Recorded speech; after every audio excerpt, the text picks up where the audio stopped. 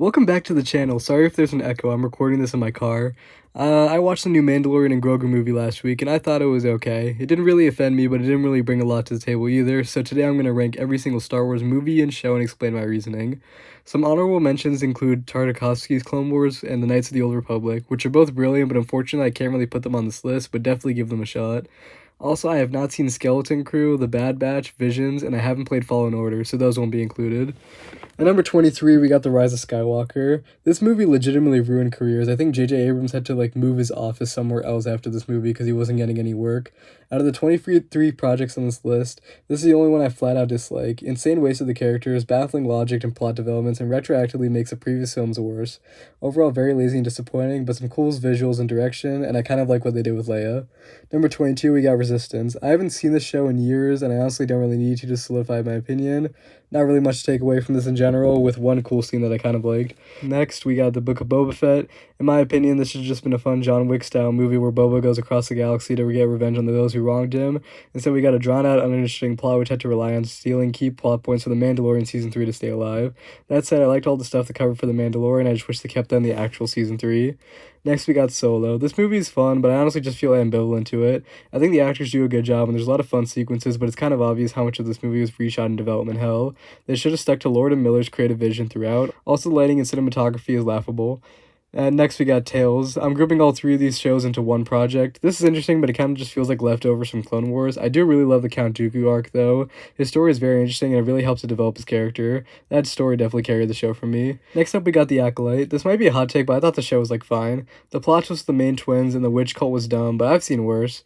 The villain was great, the side characters were really well done, the plot was interesting enough, and the fight scenes were actually very cool, some of the best since, prequels. They tried something different with this, and although I don't think they fully stuck the landing, I give them props for trying something new. Next, we got Obi-Wan Kenobi. Most of the problems with the show could have been solved if they cut out the Inquisitor side plot and gave it a higher budget. Ideally, this should have been a movie, but I still kind of like what's done here with Obi-Wan and Vader, and this is probably one of the best uses of Vader yet. I also like seeing Obi-Wan and Leia's relationship be developed a bit more, since that was always something I felt was implied in the movies but never really explored. Leia went on to name her son after Obi-Wan, so I'd expect them to have some sort of history together. But yeah, a lot of cool stuff here, but dragged down by some minor issues. Next, we got The Mandalorian and Grogu. It was fine, I just didn't really feel like a lot of effort was put in. The show has so much passion and technical brilliance behind it, which I'll get into later, and this was a far cry from that. I did like Grogu's character in this movie and how it developed more, especially in the third act where he's mainly on his own. It was very sweet and kind of cool to see how much he's grown and learned from the people around him, especially from his training with Luke and stuff. But for Star Wars' first movie in 7 years, they could have done a bit better. Next, we got Ahsoka. The show has a lot of really cool ideas, but I don't think all of them are executed well. It's basically like Rebel Season 5. I think the world between worlds and the continuation of the Thrawn story, Baylan Skoll, adult Ezra Bridger, and the hesitancy of the New Republic were the high points, but Ahsoka herself was not really well written here, and was just kind of just disengaging. I think Sabine being Force sensitive was not developed well at all, and overall the direction and cinematography are very lazy. Lots of cool concepts on paper, but it could have been presented a lot better, maybe by a better director. Next, we got the new Maul show. Animation here is amazing, and I like the Inquisitors a lot here. My main complaint is just kind of feels like a repeat of a lot of stuff we've seen before, like Inquisitors, Jedi survivors after Order 66, Maul taking on an apprentice, the Empire invading smaller planets, a plot about the criminal underworld, and a final fight with Vader, plus Maul's revenge against Sidious. I like seeing more of Maul's childhood and backstory in that one episode, and I wish that was more the central focus throughout. Overall, this was good, but it could have been better. Next, we got Attack of the Clones. One of the weaker movies, but still enjoyable. Ewan McGregor and Hayden Christensen are the highlights here. They have a great on-screen dynamic. The romance dialogue is whatever, but it's believable enough. Anakin does come off as a bit whiny in this, but I did like his moments of pure aggression, like when he killed the Sand People. Plot is very messy, though, which puts it kind of lower for me. Next, we got The Phantom Menace. One thing I always admire about the prequels is how different they are from the originals, and it starts off here.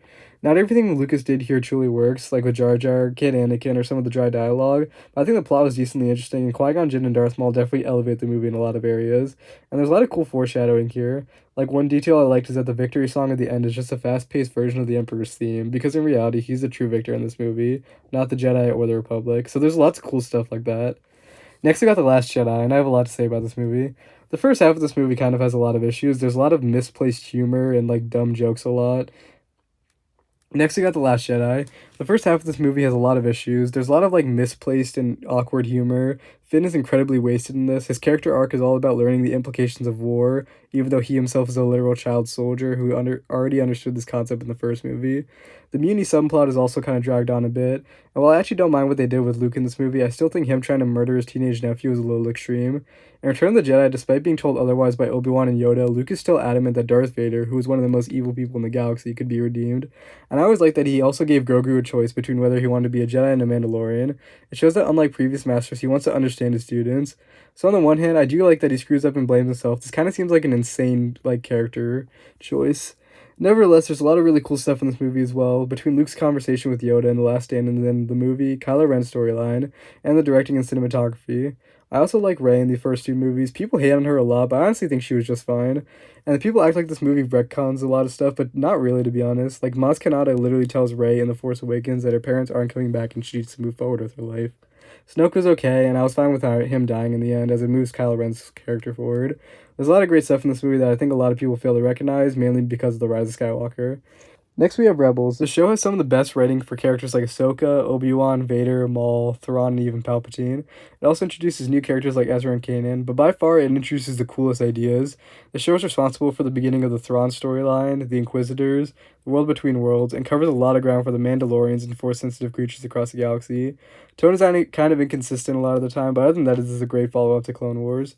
Next, we have The Force Awakens. I still honestly remember the hype for this movie and going to see it opening night. That feeling is honestly unparalleled. This definitely does take a lot of plot from the original Star Wars, but considering this is a reintroduction to the franchise for a lot of people, I think it's fine to pay homage in this way. Plus, realistically, it does honestly make sense that the history would repeat itself and the Empire would find some way to bring it back to form. I think the characters are all great in this, especially Kylo Ren, Finn, and Rey. The only major issue I have is Starkiller Base being a little too obvious of a Death Star copy, but other than that, this is still one of my favorites. Next, we have The Empire Strikes Back. Bo, on the 1% chance you're watching this, close your ears. This is a great movie, but my main issue, which is really dumb but is very personal, is that it's too gray. I despise like 80% of the visuals in this movie other than that one shot of Luke and Vader, and when you notice it, you just literally can't unnotice it. But I do love I can't talk. But I do love Yoda and Luke's dynamic, the Vader reveal, and Han and Leia's relationship. The kiss is also very weird, though. Next, we have Rogue One. This one has honestly aged very well in my opinion, especially after Andor. People complain about the characters not being developed, but I don't mind since that's not the focus here. This is literally a suicide mission, and it puts into perspective how brutal and impactful this war was. The visuals are amazing, the set pieces are awesome, and the tone is dark but not overly edgy, and Vader was a nice touch at the end. They held restraint with there. Next, we have Return of the Jedi. This is one of my favorite ones growing up, so it holds a special place in my heart. This is the Emperor at his best, and I think he's really fun in this movie. Luke and Vader's arc really comes to fruition here, and everything with them carries the movie. I think the first half with Jabba's palace and the Ewoks kind of drags on a bit, but I don't really mind that much. Next, we have Revenge of the Sith. No real surprise here, honestly. Hot take, but I think Anakin's fall to the dark side is actually mainly fine except for one key detail. Him killing the younglings was a bit drastic, even though I know it's like a joke now. For what we've seen in Attack of the Clones and the Clone Wars, Anakin thinks the Jedi are corrupt and ineffective, and he's not really wrong about that either. He also shows more loyalty to the Republic, the clones, and the Chancellor than the actual Council, so it's reasonable to assume that he would decide to turn on the Jedi after they try to assassinate Palpatine. But I still can't get over the fact that this guy goes from being a happy-go-lucky guy to killing children within like a week. That's the only slightly unbelievable part. The rest of it is fine. I also think Palpatine's a little goofy and over the top in this. I prefer him in Return of the Jedi where he's more of this mysterious and like creepy, eerie presence, whereas now he's just doing flips and Hadoukening people. Other than that, I really like this one. There isn't really much else to say that hasn't already been said. Next, we have the Clone Wars.